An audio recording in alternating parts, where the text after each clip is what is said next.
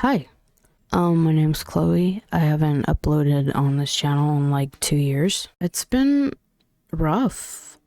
Also side note, ignore my piercing. I got an irritation bump and I popped it and it's all fucked up now, so there's that. Another wonderful thing going on in my life. I've been seeing a lot lately, just people kind of talking about their life experiences and just kind of like talking. I figured why not do the same? I got a lot to share and I think maybe it will help someone out there to know that there's other people. This is by all means not a video with solutions. So if you're looking for solutions, this is not the video. I wish I had some advice that surely could fix every problem in the world, but quite frankly, I don't think that exists. For the main topic of the video, I just want to talk about the struggles of growing up undiagnosed for so long. So basically getting an adult diagnosis. So I'm turning 22 in August. I was born in 2002. Mentally, I still feel as though I'm a teen, which is weird. There's a quote, I don't know verbatim, by George Harrison that says like something along the lines of, you get old, but you don't change. Like your body's getting older, the age increases, but you're still the same person. As ridiculous as it sounds, I understand. I get it. I've gone through many things that have changed me as a person and my outlook, but like I'm me, you know? And I will always be me until I am no longer. To get into when I was younger, my younger years, I don't remember. When I was younger, I'm told that I was a very outgoing, talkative, energetic kid. Always talking, never shut up, always go, go, go type of thing. That carried on up until middle school, probably until I hit puberty, but we'll get into that. From what I remember, it was very difficult for me to make friends. Not because I didn't want to or like engage in the idea of making friends, because I did try.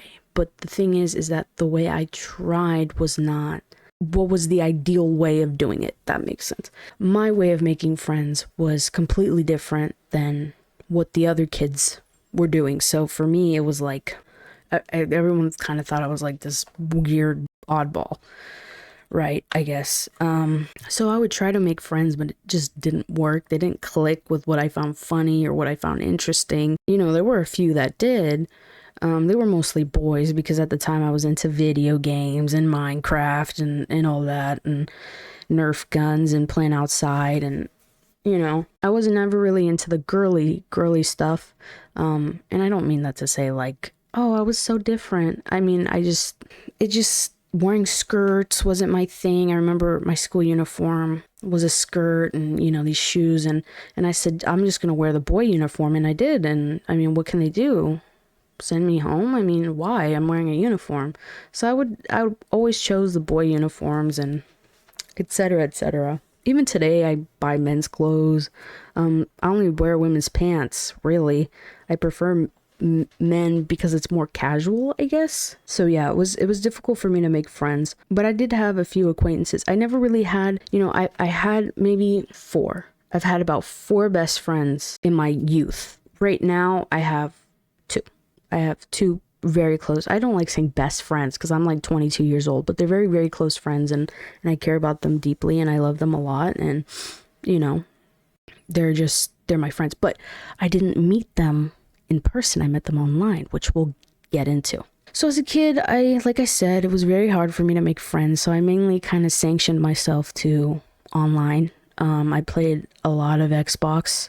At the time I was living in Mexico, so I had to cross the border every morning to go to school in the US.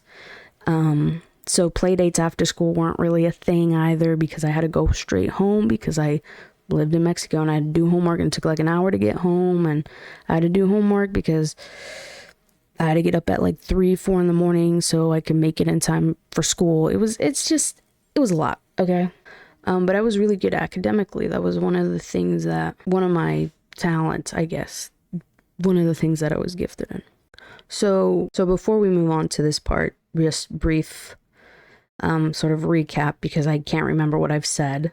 I tried as a child, I tried to be social. Wasn't really the typical norm, so I was kind of outcasted. Resulted to me mainly playing online and interacting with people online at a young age. I did have a few best friends and I would play, but that was mainly when I lived in the States. Once I moved to Mexico and I was living in Mexico, I would go out and play, but only in this specific community that we lived in. And once we moved out, I wasn't allowed outside because it wasn't a safe area. So my parents didn't want me playing outside, essentially. Now, academically, I never really considered myself smart. Okay, I considered myself an average Joe, just like everybody else. The thing is that I had a really great memory. So I could memorize things, but not know the reason as to why I know it, if that makes sense. You know, when I was younger and I was advanced, it wasn't because I actually understood what I knew. I just remembered it. I had a picture memory, I guess. So I remember I don't remember what grade it was. It had to be third or fourth grade. I was tested in California. I don't know if it's in other states, but it's called the GATE program, Gifted and Talented Education. And basically they gave us a paper exam, which was kind of like an IQ test, kind of, but not really. And the kids who scored high on it were taken out of class and were put through these sort of trials. So there was a trial of art. So I remember they brought us to the cafeteria. They made us draw, and they said, draw whatever comes to your mind. And I guess they were looking, for prodigies. So I remember exactly what I drew. I drew Greg Heffley at the plaza of my school, waiting in line for the teacher to come and take him to class. It looked just like Diary of a Wimpy Kid. Okay, it was nothing special. So obviously not a prodigy in art. Then we went on to photography. They gave us a camera, told us to run around the campus and take pictures. Took pictures, wasn't a prodigy in that, so they sent me to another trial. Music, again, same thing happened. I couldn't pick up an instrument and know what I was doing. So, I can't remember any of the other trials or anything, but I remember at the very end, they said, well, you scored high on the IQ test, but you don't have a talent. And I remember feeling so confused. And I remember asking my mom, well, what is my talent? What am I good at? Because obviously it wasn't anything that they put me through. None of these trials that they put me through, I obviously wasn't great at, because it would have been put down that, so-and-so is good at this, and then they present it to you, and then they give you a school that you should transfer to, basically. So basically they just said, hey, your kid's smart. That's your talent. You're smart. From that point, that became my whole personality. Not that I went around saying, I'm smart and all that. It just, in my head, I was like, okay, this is your talent. To be academically superior, basically. So I carried that. That was baggage for me, unfortunately, baggage. They sent me to a gifted school that I lasted 2 days in. I remember I wrote a story. One of the assignments was to write a story, and I turned it in, and the teacher looked at me, crumpled up the paper, and threw it away. This was third grade, and I think that was my first taste of academic rejection. It was a very key moment in my life that definitely changed the trajectory of how I viewed myself and my abilities, I guess. So I was pulled out of the school, put back in the school that I originally was at, and that was it. I moved around a lot as a kid. I was never at the same school for very long because we were always moving. So for middle school at 6th grade, Jesus Christ, I went to 3 different schools along my middle school, 6th, 7th, 8th, 3 different schools within the span of 3 years. So I was never anywhere for long where I could make true connections. Moved into middle school. Was at this one school in Palm Springs for a little bit because my dad was doing training. So we had to move in with a family member. And I was at that school for 6 months, something. Not a year. Definitely not a year. And then we moved to Arizona. So we went from California. I'm from San Diego. So all my elementary school life was San Diego. Then 6th grade hit, we had to move, did Palm Springs for a little bit. And then I was in Arizona for like three and a half years or so. So in 6th grade, I moved to Arizona, this small town, ridiculous. And I started 6th grade. I remember my exact outfit for 6th grade. My mom and dad dropped me off. They walked me to class. I showed up in the middle of the day to school, and I was introduced. I was wearing a Minecraft creeper shirt with leggings. You know, it was cool at the time. It was cool with the boys, the like nerdy boys, because, you know, it was Minecraft. Never really had any girlfriends until later. But that year was crazy. After I was there for the remainder of 6th grade, I then was offered by my mom to go to a better school. It was an academy, a preparatory academy. The hours of this school were from 7 in the morning till 4 p.m. and we got Fridays off. So all day school, basically. And you get a 3-day weekend. Woohoo! Which is essentially just a 2-day weekend, because Sunday you can't really do anything because you got to get up at 7 in the morning. It was like a job. I thought it was cool. I thought, oh, you know, since I was so academically oriented, and that was like my whole shtick. That was my thing, was that I was smart. So I felt like I had to be that part all the time. I went to that school, and that's when things really started to get rough for me. I felt like a little tiny fish in a shark tank. I mean, it was just, there was hands down people beyond academically superior than I was. I mean, I was a 1 and they were like tens across the board. I was in that school not for very long because I started failing my classes. The only class that I was passing with an A was my improv class, my theater improvisation class. I was failing Mandarin, English, science, math, everything. I was failing everything.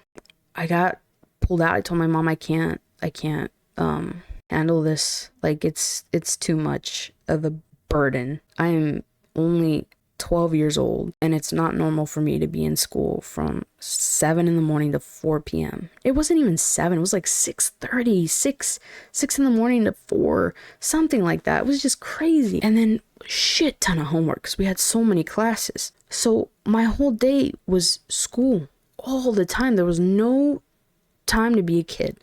And everyone there was so, I mean, I said it, but I'm going to say it again, intellectually superior than me, that I had nothing in common with these people. I was academically oriented, but not because I truly wanted to be. It was because it was a label put onto me that I felt obligated to carry out. So I started really questioning who I was as a person at that time. I hadn't yet discovered or even thought about or knew what autism or ADHD was. I didn't know what it was. I didn't know what autism was. I knew it was like a disability, right? And I knew what ADHD was because my brother has it. But the ADHD that I knew, I wasn't giving any signs of because it's different. It presents different in people. Mine is inattentive type. I ended up going back to the school I was when I was in 6th grade and finished there 6th through 8th. So I only did 1 semester at the academy before I transferred. But while I was there, I really fell in love with improv and theater and acting and film and all that. I thought it was amazing. I was like, this is incredible that this is like a thing people can do. But it was always in the back of my mind. It never came out. I never said it out loud that it was something I was interested in. Middle school, I experienced bullying, not physically, but verbally. You know, things people say to you that stick for a while. When I was younger in elementary, not to go back, but In elementary, it was more physical. We'd get in physical fights, not because I wanted to fight, but because, I was like the little weakling, give me your lunch money type of deal. I don't know if they ever had any rhyme or reason. It was mainly physical.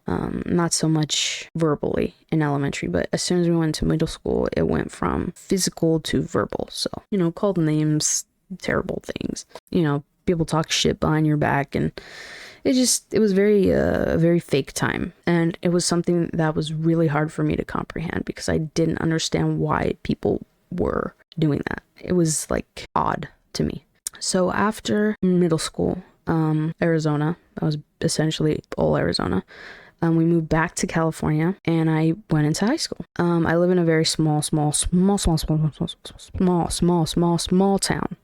Okay, in the high school, it was rough. Hi, this is editing Chloe stopping in to say, I think it's an important factor. Everyone thought I was weird in high school, so, oh, my dog in the back. People used to call me a school. There was rumors that I was because I was always alone and a very quiet person, so. That was the rap I had at that high school. I was the weird school that was like a freakazoid, essentially. I don't know. I felt like that was important to let you know. Yeah. So very awkward. I was in my very awkward teen stage. 14, so on and so forth. I got teased a lot. I had one friend. Well, I had a few acquaintances and like people I would talk to, but I didn't have like a best friend. I only had one, and then she moved away, or she didn't move away, she just went to a different school, and I had nobody. So there was like 2 weeks where I was at that school where I was like, I don't want to be here. Like, I can't do this. There's no one here for me. I asked my mom, I remember being in the car, and I asked her, hey, is it possible for me to go into homeschooling? Because I don't think I can do this whole public school thing. It's just, I can't do it. Not here. Like, unless we move or something, I can't do it. Before I left to homeschooling, there was one teacher there who really believed in me and what I was doing, and kind of saw potential in me, and it was the first time in a while that I had a teacher kind of like actually pull me aside and was like, hey, like, you might want to consider moving to a better school or going into an honors class. And I didn't want honors. I didn't want honors because I remember what it was like to be in that preparatory school. And from that point on, my philosophy was I'd rather be the smartest kid in, the regular class than be the stupid kid in the smart class. I was completely terrified of failure and losing my title of being the smart kid. So I never wanted to put myself in situations where I wouldn't be. So I didn't want to do honors. And that carried on into homeschooling as well. As soon as I got into homeschooling, I lost all in-person connections with people. I had no in-person friends. I didn't really go out with much at all. I was always in my room playing video games or watching YouTube or TV. But then I made friends online, and those are still my best friends today, like 7-8 years strong. I met up with one like 4 times. She's probably coming over for the summer too. The other one I haven't met yet, but I hope to one day. My friends were online. I had no in-person contact with anybody, basically. So homeschooling went well, but I completely, was isolated. One of the things that kind of fucked me over in high school, or homeschooling for high school, was the fact that I didn't get to take my SATs or ACTs. They never told me when the date was, so I missed out on it. So basically, when it was time to go into college, all I had were my grades. I was not in any clubs. I had nothing because I was homeschooled. And I graduated during the pandemic, and I entered college during the pandemic, so it was all online, which was easy for me because I had grown accustomed to doing school online because I had been online since like 2017. So when 2020 hit, I was used to it. It was fine. When I hit college, the online schooling was fine. for the first semester, I think. I don't know if it's the college that I was going to. It was the only college that would accept me, but I got into an English class and the professor just straight up just fucking didn't like me. I mean, plain as day, didn't like me. No matter what I wrote, what essay, how many times I fixed it, it just wasn't good enough. And I was getting C's, D's. It was just terrible. And the feedback was awful, which would piss me off because her introduction videos were peace and love, guys. And then she would, I don't know. It really affected me because I was always told that my writing was good and my English was great. And this was kind of like a flashback to that moment in 3rd grade where that teacher ripped up, rolled up, crunched up, whatever the fuck, my story and threw it in the trash in front of the class. It was heartbreaking to experience it again as an adult. And I was failing at something I was trying at. And it was just a basic English 101 comp class. Like, it was nothing crazy. It wasn't at this prestigious school. It's a school that had like an 80% acceptance rate. I mean, it was just, I was doing everything that I could. She just didn't like my work. The following year comes around, I failed English. So here I am having to take it again. And I did. And it was going great. Until I got into a car accident in March of 2022. That still affects me to this day. It is a form of PTSD for me to be in a car, which sucks because cars used to be my safe place, and I would relax and have a good time in the car and listen to music, and I just couldn't do that anymore. So when I got into that car accident, I had to take a break from school for about a week because I was on campus and I couldn't walk to class, and I needed to recover because it was painful, both mentally and physically. But I ended up missing a chemistry final or midterm, I don't remember. And I failed my chemistry class, which was a very easy class. I just mentally checked out after that, and I just didn't care anymore. I didn't care. I felt defeated, upset, because things were happening to me that weren't my fault, and there was nothing that I could do about it. And they weren't things that, that were simple, but this was like an adult issue. And I was only 19, 20, I think I was 20 at the time. I was just losing it all. I felt like nothing was going my way, and things haven't been the same since, if I'm being quite honest with you. 2022 was a terrible fucking year, and I wish it never happened. So I flunked out again, and my English class was going great, but as soon as I flunked out of chemistry, like I said, I mentally checked out, and I remember emailing the professor and being like, I can't finish any of the other work. All this is happening, and I can't do it. I'm sorry. And she said, I completely understand, and I get it, and I hope you get better, and I'm so sorry. And she was very nice about it, and she was a wonderful lady and a great lady, and I'm very appreciative for her and her understanding.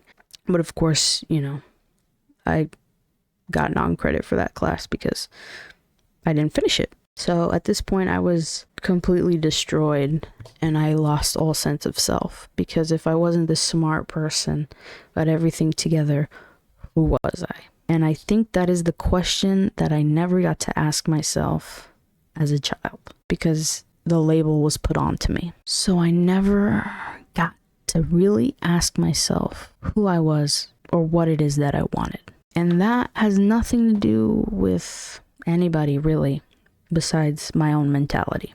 I ended up coming back home and taking a break from school for a whole semester because I just needed a break. Truly, I just needed a break. And during that break, my dad was diagnosed with stage 4 esophageal and stomach cancer. So that was another hit. It was another rehashing of childhood trauma, I guess. I don't like to call it that. I don't like to call anything I've experienced trauma because it makes me feel like it wasn't bad enough for me to call it that. But another rehashing because my grandmother died of cancer. And I never really processed it because I was too young and I didn't allow myself to. So, yeah. After that break, I went back to school. I went to a community college. I'm still going to that community college. but we'll get to it. I did great. Went back 2 semesters in a row. Finally took the English class. Was doing papers every week, like 5-6 page papers every week. And my work was actually appreciated. Had a great teacher. He was a nice guy, and he complimented my work, and it was great, and I felt good. Oh my god, I forgot to mention. I want to say my sophomore year of college, when things started to get rough, I took it upon myself to see a psychiatrist. I'd seen a therapist before, because I was having really bad OCD, and they refused to give me medication. So I just ended there. I stopped going to therapy because I'm like, this isn't fixing me. I need help. Sophomore year, I took it upon myself to go to a psychiatrist. He diagnosed me with ADHD and autism spectrum disorder. That put a lot of new perspective to me and who I was and how I acted and what I thought about myself, etc. So I was put on Adderall, Prozac, which the Prozac didn't really work. So I ended up changing medications, but I'll talk about that. The Adderall, I was on Adderall. But that psychiatrist was really fucked up, and he would give it to me and then wouldn't, and then would, and then wouldn't, and said I wasn't allowed to have it unless I was in school. And I was like, well, that's fucking weird. Why are you gonna make me stop taking Adderall? Suddenly I'm gonna go through a withdrawal. It was just ridiculous. From that point forward, I was on medication, which helped a lot. Now I'm taking another break from school because I just don't have shit together, honestly. I never really had time to figure out who I was or what I wanted until too late.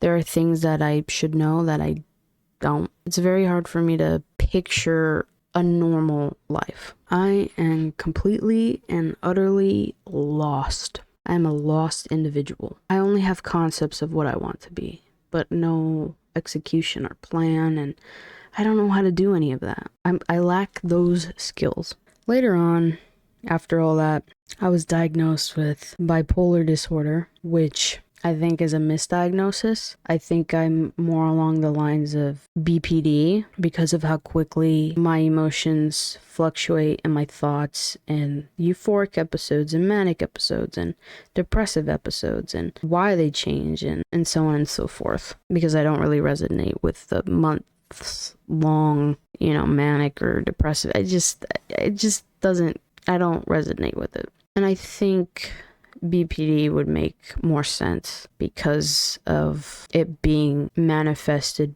due to what has occurred. I went through things that then manifested it, basically. But that's a can of worms for a sit down with my psychiatrist. Now I am on 200 milligrams of Zoloft, 30 milligrams of Adderall, and I'm starting a new medication, Abilify, because the previous antipsychotic that I was on, my insurance no longer covers.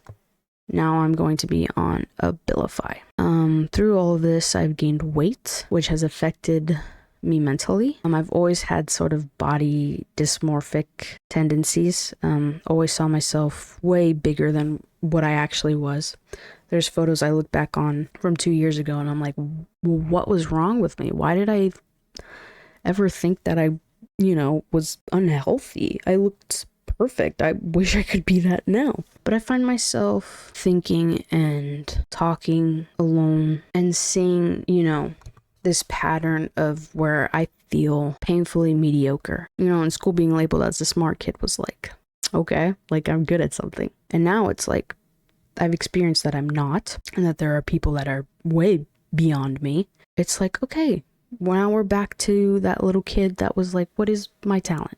So I play guitar, I play bass, I make music, I draw, I do photography. It's like I'm still trying to do these things that I wish I could do. And I'm very self-critical about myself. I think everything that I do is just average, if not worse. I don't think I've ever done anything in the past 10 years where I was like, okay, I did all right.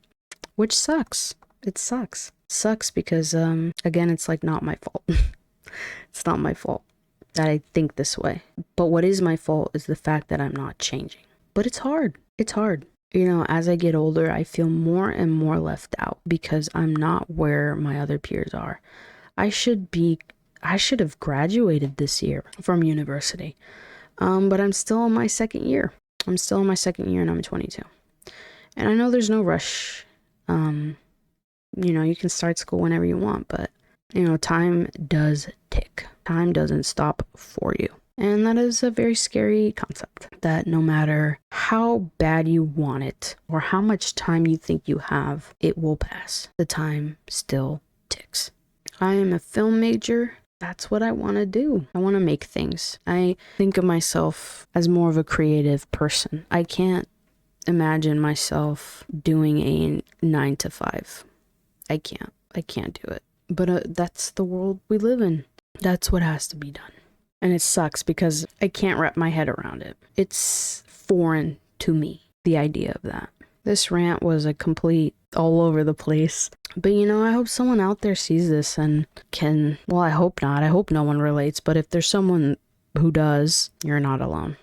I am a 22, unemployed, out of college, autistic, ADHD individual. And it sucks. One last thing before I go. I want to talk about what it feels like to have ADHD and to be autistic. I think a lot of people, think of like the Good Doctor or like Sheldon from The Big Bang Theory. And granted, there are people who are like that, who are autistic. But it is a spectrum, okay? And it affects people differently. For me, being autistic feels like I'm in a room with a bunch of people who know what's going on, and I miss the memo. Bad. Like, the memo, not even close to me. Memo's gone. Memo's bye-bye. All the time, constantly. ADHD, sometimes there's a lot going on, and sometimes there's nothing going on. But when nothing is going on, it's not like my head is quiet. It's like my head is filled with foam that's constantly, like, fizzing. All the time. I feel like people confuse ADHD and they think their inner monologue is like, oh my gosh, I'm so ADHD. Like, no, that's an inner monologue. We all have one. This is like a frequency, like a fizz, a buzz of an amalgamation of things that won't shut up all the time. It feels like I can feel my brain working, if that makes sense. I feel like if you have ADHD, you know what I'm talking about. It feels like my brain is working all the time. I can't just let my brain work. I feel it working. It's rough. Anyway, I've been talking for an hour. I don't know how I'm going to cut this down. Written down here. That's life. It's almost 2 a.m. So yeah, if you don't know who you are or what you want, neither do I. But hopefully one day we will. Just gotta stick around and see what happens. All right.